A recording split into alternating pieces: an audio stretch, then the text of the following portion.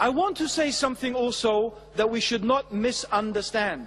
Because people, after the last lecture, someone came to me and said, oh, you should have said this. I said, but I said that. How many times do you want me to say it?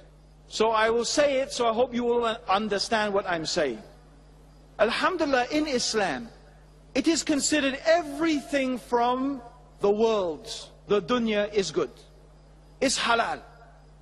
The general rule is, everything from the worldly things is halal, except what Allah and His Messenger have forbidden.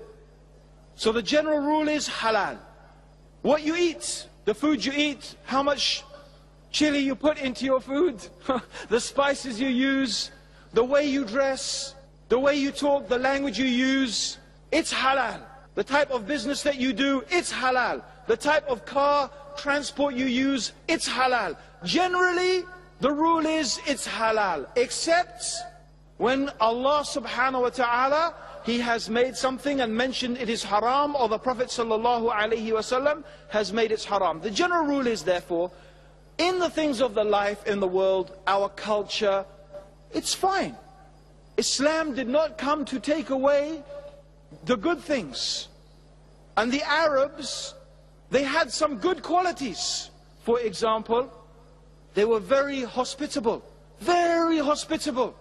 so friendly. Subhanallah, I have been really a recipient of some fantastic Arab hospitality in my life, including my dear friend Sheikh Salim Al-Amri. You know, he's a good person to be a friend of, especially if you like seafood. Especially if I went to visit him, oh my God, I've never seen such a big plate of seafood in my life. It was so big. And he made me eat most of it. Subhanallah, the hospitality, mashallah, the Arabs, they haven't lost that yet, or at least some of them, alhamdulillah, haven't lost it. So the Prophet didn't say, give this up. No, the Prophet sallallahu alaihi wasallam, he told them to keep it and encouraged it in them. And their sense of honor in some things, he encouraged that. So Islam is not saying give up everything. The British, they have a sense of punctuality and being on time and queuing. You see, being orderly, is this a bad thing? No, this is a good thing. This is part of our culture. Does Islam say give this up? No. So in general, these things are not a problem. Alhamdulillah, what you eat, what you think, but you have a filter. You see, you have a filter, brothers and sisters. You have a filter. You know, like the strainer in the kitchen, when you're doing the vegetables, you pour it in the strainer to filter out the water and keep what you want. The filter for us is the Quran, the Sunnah, the guidance that Allah subhanahu wa ta'ala has given. This is what we have to leave. So we use this filter.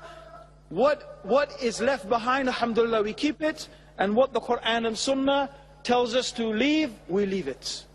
But brothers and sisters, in order to do that, you have to know.